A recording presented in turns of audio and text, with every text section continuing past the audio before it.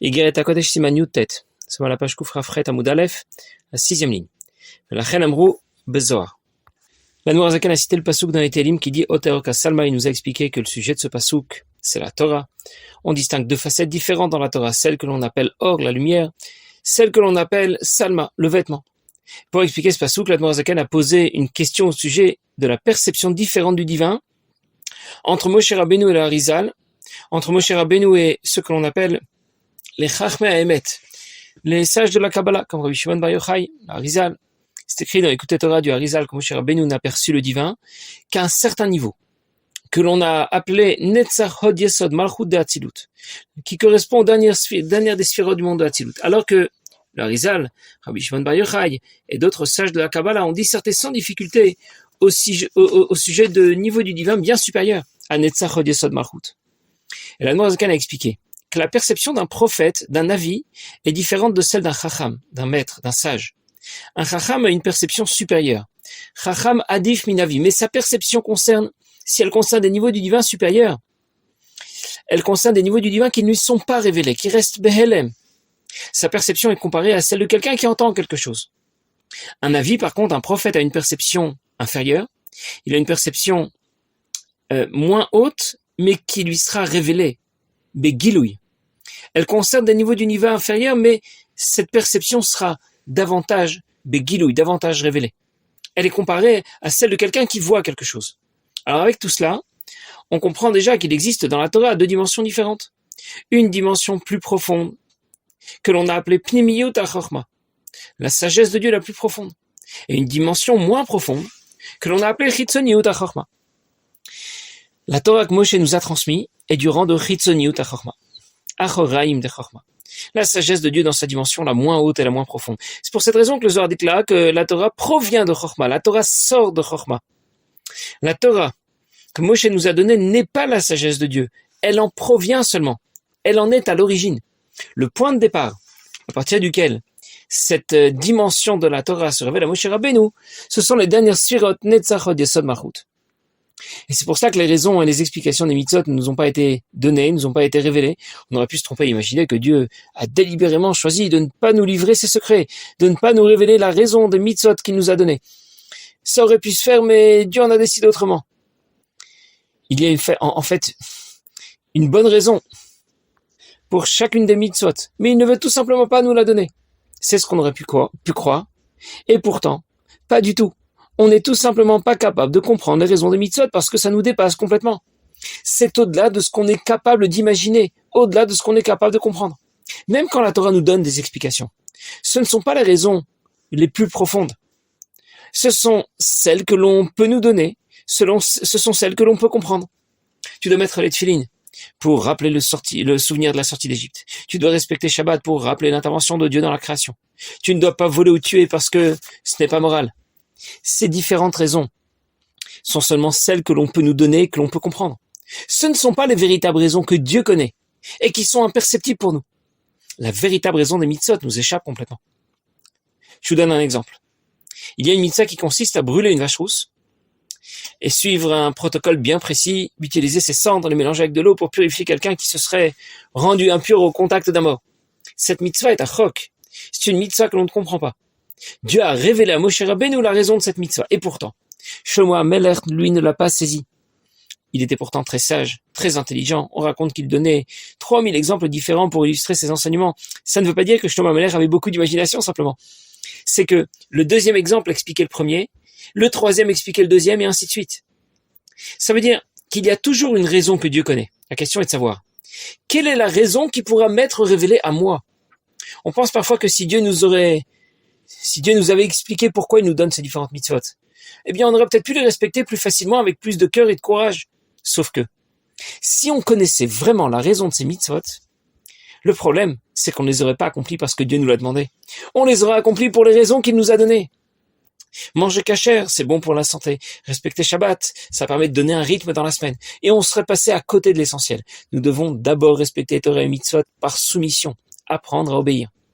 On raconte qu'un jour, un des chassidim du Rabbi Maharash avait décidé de passer par Lubavitch avant d'aller rencontrer sa femme avec qui il devait se réconcilier. Et ensuite, il avait le projet d'aller à Pétersbourg pour signer un gros contrat avec un des généraux de l'armée, si je me souviens bien, pour la construction d'une ligne de chemin de fer. Bref, et donc il a décidé, avant de retourner se réconcilier avec sa femme qu'il avait quittée il y a un moment, et avant d'aller à Pétersbourg, de passer à Lubavitch. Et il a parlé au Rabbi Maharash de ses projets. Et quand le Rabbi Maharash l'a entendu, il lui a dit non, tu iras d'abord à Pétersbourg pour signer le contrat qui t'attend, et ensuite tu retourneras voir ta femme et tu vas te réconcilier avec elle. Bien sûr, notre chassid était étonné parce que se réconcilier avec sa femme, c'est tout de même très important. Shalom Bayit, la paix dans le foyer, c'est quelque chose qui a beaucoup de valeur. Et dans ce cas, il était très étonné que Rabbi Maharash lui demande d'abord d'aller à Pétersbourg pour gérer ses affaires. Mais il n'a pas posé de questions, il a obéi. Il a fait ce que le Rabbi lui a demandé. Et quand il arrive à Pétersbourg et qu'il se rend directement à la maison du général avec qui il devait signer un gros contrat, il le voit sur le pas de la porte avec ses valises. Et lui dit, mais qu'est-ce que tu fais là? Je t'attendais pas. Alors notre chassid lui dit, j'ai dû venir un peu plus tôt que prévu. Et le général lui dit, tu as beaucoup de chance, parce que j'étais sur le départ, j'étais sur le point de partir pour de nombreux mois, et on n'aurait pas pu signer le contrat que nous avions prévu de signer si tu n'étais pas arrivé au jour du même. Alors notre chassid a compris pourquoi le Rabbi Maharash lui a demandé de se dépêcher d'aller à Pétersbourg, parce que certainement, il savait que s'il n'y allait pas tout de suite, eh bien, il ne pourrait pas rencontrer le général et signer ce contrat. Finalement, il s'est ensuite réconcilié avec sa femme. Mais malgré tout, le Rabbi demande au sujet de cette histoire. Pourquoi le Rabbi Maharash ne lui a pas expliqué pourquoi? Il ne lui a pas dit pourquoi il voulait absolument qu'il se dépêche et qu'il aille immédiatement à Pétersbourg. Il aurait pu lui donner la raison pour laquelle il lui demandait de se dépêcher. Il aurait pu lui dire tout simplement, je sais que le général avec qui tu dois signer un contrat va bientôt s'en aller et donc il faut que tu ailles immédiatement à Pétersbourg pour que ce contrat ne t'échappe pas. Pourquoi il ne lui a pas dit? Et le Rabbi explique. Parce que le Rabbi Maharash a voulu lui donner une leçon. Il faut apprendre à obéir pour obéir et non pas obéir pour les raisons qu'on t'a données. On apprécie en général de comprendre ce qu'on fait, mais il faut savoir qu'en même temps, ça pose un problème. Parce que je risque de ne pas être seulement engagé alors au service de Dieu, mais à mon propre service, dans mon intérêt, parce que je connais maintenant la raison pour laquelle on m'a demandé de faire telle ou telle chose. On raconte que deux frères habitaient dans une ville, et l'un des deux devait marier sa fille. Le premier était très riche, et celui qui devait marier sa fille était très pauvre. Le père de ces deux garçons a dit à celui qui était riche, « Prépare-toi pour le mariage, et tout ce que tu feras pour m'honorer, toutes les dépenses que tu feras, eh bien, je te les rembourserai. » Très bien, il était très content, même s'il était déjà très riche. Alors il a fait préparer une nouvelle garde-robe pour toute la famille, des nouveaux costumes, des nouvelles robes, tout était impeccable. Ils sont venus au jour du mariage et il a pensé que son père allait certainement lui dire combien tout cela avait pu coûter pour qu'il puisse le rembourser. Et curieusement, le père n'a pas dit un mot à ce sujet. Le mariage s'est terminé. C'était un mariage assez simple parce que le deuxième frère avait très peu d'argent, son père l'a un peu aidé, mais il n'avait tout de même pas beaucoup d'argent. Le mariage s'est fait avec une grande joie, mais très simple, très simplement. Puis à la fin, celui qui était riche est allé voir son père, il lui a dit « Tu m'avais dit, n'est-ce pas, que tu allais me rembourser ?» Et son père lui dit « J'ai dit que j'allais te rembourser tout ce que tu allais dépenser pour m'honorer. Si toutes tes dépenses étaient pour m'honorer, alors tu aurais aussi aidé ton frère, parce que tu m'aurais aussi honoré en aidant ton frère. Mais je vois qu'en fait, toutes tes dépenses, c'était uniquement pour toi. C'était pour t'honorer à toi, et pas pour m'honorer. Alors dans ce cas, je ne te donnerai pas un sou. » Ça veut dire que je peux pratiquer scrupuleusement Torah et Mitzvot pour moi. J'espère que j'obtiendrai une longue vie en bonne santé, beaucoup d'argent, une grande famille, du kavod. Et finalement, je ne respecte pas Torah et Mitzvot pour Dieu, je respecte Torah et Mitzvot pour moi. Je suis obligé de passer par lui. Je n'ai pas le choix, c'est le patron. Je dois lui obéir pour obtenir toutes les bénédictions que je souhaite obtenir. Je peux passer des heures au Beth Knesset, au Beth Midrash, prier, étudier, consacrer du temps au Mifsaïm, aux campagnes de diffusion des Mitzvot du Rabbi, et être complètement à côté. Pourquoi le Beth Amikdash a été détruit? Voilà le rapport de Masechet Bava Metzia. Al Shelo Bechu Batorah Trila. Parce qu'avant d'étudier la Torah, ils n'ont pas fait les bénédictions d'usage. On détruit un Beth Amikdash pour ça. Ils n'ont pas récité les bénédictions d'usage avant d'étudier la Torah, c'est tellement grave. Ça veut dire qu'ils étudiaient la Torah, ils pratiquaient les mitzvot, mais Dieu était absent de leur histoire. Et c'est pour cette raison que le Beth Amikdash a été détruit. Le Beth Amikdash n'a toujours pas été reconstruit. C'est donc que le problème persiste. Le problème à l'origine de la destruction du Beth Amikdash n'a toujours pas été réglé. Évidemment, mitor shelo lishma balishma. Pour y parvenir un jour, il est déjà nécessaire de pratiquer concrètement Torah et Mitzvot.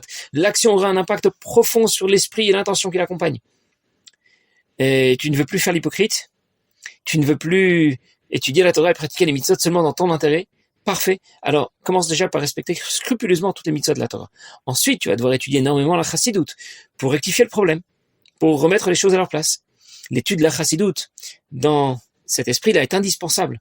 Sans l'éclairage de la chassidoute, on pourrait passer une vie entière, étudier la Torah des jours et des nuits, pratiquer les mitzvot comme il faut et ne pas être au service de Dieu.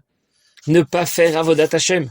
Mais ce n'est pas avodat Hashem, c'est avodat atzmo. Il est à son propre service, il recherche son propre intérêt. Bédakout, très finement, il ne s'agit pas d'avodat Hashem, il ne s'agit pas de servir Dieu, il s'agit d'un engagement étranger, zar. C'est un engagement étranger au service de Dieu. Et c'est ce qu'on pourrait appeler Bédakout, très finement, avodat zara. Une certaine forme d'idolâtrie. Quand on apprend la Torah dans sa partie révélée, naturellement, cela va nous apporter une certaine satisfaction, une certaine fierté. J'ai appris quelque chose, je connais quelque chose. Je suis quelqu'un déjà, je suis un rave peut-être.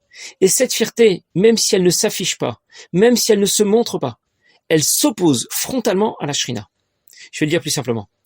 Quelqu'un a déjà étudié plusieurs fois tout le chas de Gemara, tous les simanim du Shulchan Aruch, et il reste loin de Dieu. Il n'est pas proche de Dieu, parce que la Torah qu'il a appris lui apporte naturellement au fond de lui de l'orgueil, de la fierté, même s'il ne le montre pas, même si cet orgueil ne se voit pas, au fond de lui, il se prend pour quelqu'un d'important. La chassidoute permet de redresser la barre. Elle nous apporte l'humilité profonde qui est nécessaire pour être plus proche de Dieu. Parfois on entend dire, on veut comprendre ce qu'on nous demande de faire, on n'est quand même pas des idiots, on n'est pas des robots. Le problème, c'est que si on t'explique toutes les raisons pour lesquelles les mitzvot nous ont été données, tu risques de faire Torah et mitzvot pour les raisons qu'on t'a données. Tu risques de ne plus les respecter par soumission à Dieu. Et ce problème est celui de notre réalité quotidienne. Mais on doit au moins essayer de trouver une solution à ce problème, de remédier à ce problème. Le monde a été créé et l'homme y a été placé pour régler ce genre de problème. Le pasuk dit Ashabra Elokim la Asot. Le monde a été créé, la Asot, Rashi explique, l'étaken, pour réparer le problème. Les explications qui nous ont été données pour justifier la pratique de Torah et Mitzvot sont vraies, mais ce ne sont pas les raisons les plus profondes. Les raisons les plus profondes ne nous ont pas été données parce que d'abord on n'aurait pas été capable de les comprendre. C'est hors de notre portée et en plus ça nous aurait conduit dans une mauvaise direction, ça nous aurait conduit à pratiquer Torah et Mitzvot uniquement pour la raison qu'on nous a donnée. D'ailleurs, le Rabbi aussi nous demande certaines choses. Et il nous l'explique, il nous demande d'étudier le Rambam de façon à ce que nous soyons tous unis par la même étude. Il nous demande de s'engager dans les campagnes des mitzvot, les campagnes de Mifsaïm, de célébrer le jour de son anniversaire. Et à chaque fois, il nous donne des explications. Mais en réalité, la vraie raison, on ne la connaît pas. Rabbi sait pourquoi. Nous, on ne sait pas pourquoi. On nous a donné une explication, mais il faut toujours se rappeler que ce n'est pas la seule explication. Il y a une explication beaucoup plus profonde que le Rabbi connaît et qu'on n'a pas vraiment besoin de savoir, qu'on connaîtra certainement plus tard. Mais pour l'instant, nous devons apprendre à obéir pour obéir. Alors dans les mots. La Chen Amrou Bezor, c'est pour ça qu'on dit dans le Zohar de Rait Amechoch Manafkat que la Torah provient de la sagesse de Dieu. La raison des mitzvot nous a pas été révélée parce qu'elles sont tout simplement décalées par rapport à notre compréhension. Et même là où on nous a donné une explication, ce n'est pas là la seule et vraie raison. Mais à l'intérieur se trouve une raison beaucoup plus profonde qui nous échappe, qui ne nous est pas révélée, mais qui s'y trouve. Et ainsi chaque parole que Dieu adresse aux Nevi'im dans le Tanakh, que ce soit les réprimandes que Dieu nous adresse par l'intermédiaire des Nevi'im, des prophètes, que ce soit les Sipurim Maasiyot, les histoires qu'on nous raconte. On pense lire une histoire et en réalité, il y a là un contenu qui dépasse complètement notre compréhension et qui est durant de Pnimiyut HaChochma, la partie la plus profonde de la sagesse de Dieu. La dimension la moins profonde de la sagesse de Dieu, Achoraim de Chochma, est à l'origine de la Torah qui nous a été révélée. La dimension la plus profonde de la sagesse de Dieu, Pnimiyut HaChochma, ne nous a pas été révélée parce que c'est au-delà de notre compréhension. Mashiach nous révélera plus tard cette dimension plus profonde. Il y a des histoires qui sont rapportées dans le Tanakh, que l'on peut lire en première lecture dans un sens plus simple, mais il y a aussi une deuxième lecture plus profonde. Si quelqu'un s'arrête à la première lecture, il est complètement passé à côté. Dans le Zohar Parashat Ba'alotra, c'est écrit que la partie révélée de la Torah est comparée à cache, à de la paille, à tout ce qui est autour de la graine de blé. Et la partie profonde de la Torah, est comparé à la graine elle-même. Celui qui s'intéresse uniquement à la partie révélée de la Torah, la Gemara, le Shulchan Aruch, le Chumash, sans s'intéresser à la partie profonde de la Torah, la Chassidut, il est comparé à quelqu'un qui consomme l'enveloppe de la graine du blé, la paille, et qui laisse la graine elle-même. Les gens pensent parfois que la Chassidut, c'est la cerise sur le gâteau. Apprends déjà la Gemara, le Shulchan Aruch, après on verra pour la suite. Bien sûr, il est nécessaire d'apprendre la halakha, la Gemara, mais sans la Chassidut, on passe à côté de quelque chose d'énorme. La Chassidut nous fait approcher Pnimiyut HaChochma, nous fait découvrir une dimension cachée profonde de la Torah. Le Baal Shem Tov a initié la révélation de cette dimension profonde de la Torah, et l'Admour HaZaken l'a vraiment mis à notre portée. C'est une révolution dans la révélation de la Torah, qui annonce la vie de Mashiach, qui nous révélera intégralement Pnimiyut HaChochma, la dimension profonde de la sagesse de Dieu. La Chassidut n'est donc pas une option, c'est indispensable dans notre service de Dieu. Et ces deux dimensions de la sagesse de Dieu, on les retrouve aussi dans le texte. Parce qu'il y a certains mots que l'on va lire d'une certaine manière, mais qui ne seront pas écrits de cette manière. Je vais d'abord le lire. Kanire Bechouch. Comme on le voit clairement, Minyan Akriv et Active, il y a une certaine façon de lire certains mots de la Torah, alors qu'ils ne s'écrivent pas de la façon dont on les lit. On le lit de la manière qui correspond à la dimension la plus révélée de la Torah, la moins profonde, celle que l'on peut comprendre, Active, alors que comment c'est écrit? C'est les mal à Maasech el Saga. C'est au-delà de notre compréhension. Quand on l'écrit, ce mot ne veut rien dire, et quand on le lit, alors il veut dire quelque chose. Pour nous, pareil pour les grandes lettres de la Torah qui viennent d'un autre monde, d'une dimension supérieure de la Torah. Et qui est clair, à partir de là, sans aucune restriction, sans aucun voile, comme les autres lettres. Il y a des lettres plus grandes dans la Torah et des lettres plus petites. Vaïkra est écrit avec un petit aleph. Shema Israël dans la Mezouza est écrit avec un grand shin, un grand dalet. Et un grand ayin plutôt, un grand dalet. Et il faut un espace blanc entre les différentes parachiotes. Sinon, le Sefer Torah est pas soul. L'espace blanc n'est pas vide, il est rempli. Mais il est rempli d'un contenu qui est si profond qu'il ne peut pas s'inscrire noir sur blanc. Et c'est pour ça que si cet espace blanc vient à manquer, Sefer Torah est pas soul. Les grandes et les petites lettres sont aussi chargées d'un message profond. Il y a aussi plusieurs mots qui sont écrits d'une certaine façon dans la Torah, ce qu'on appelle le ktiv, mais que l'on va lire d'une autre façon, que l'on appelle le kri. Ce qu'on lit par rapport à la première lecture au sens simple, c'est ce qui correspond à la dimension la moins profonde de la Torah. Ce qui est écrit correspond à la deuxième lecture, au sens le plus profond, celui qui correspond à la dimension la plus profonde de la Torah. Comme c'est écrit, c'est au-delà de notre compréhension. Je dois donc le lire autrement. Alors je récapitule. La Torah qui nous a été révélée correspond à la dimension la moins profonde de la sagesse de Dieu, mais c'est aussi celle qui va nous permettre d'accéder et de saisir ensuite la dimension la plus profonde de la sagesse de Dieu. Pour prendre l'exemple du Zohar, Parashat Balotra. L'écorce sans la graine n'a pas de valeur. Mais sans l'écorce, il n'y a pas de graine non plus. Je vais encore le dire autrement. On attrape un récipient, un keli, avec l'anse du keli, la poignée. Si j'attrape une anse et qu'il n'y a pas de keli, ça va être compliqué pour se laver les mains. Le keli contient de l'eau, c'est le plus important, mais je ne peux pas l'attraper tel quel, je ne peux pas plonger mes mains dedans. Je ne peux l'attraper qu'avec l'anse du keli. Pas de keli sans l'anse, pas d'anse sans le keli. Et donc il est absolument nécessaire d'associer l'étude de la partie révélée de la Torah, ainsi que l'étude de la partie profonde de la Torah. Passez une bonne journée.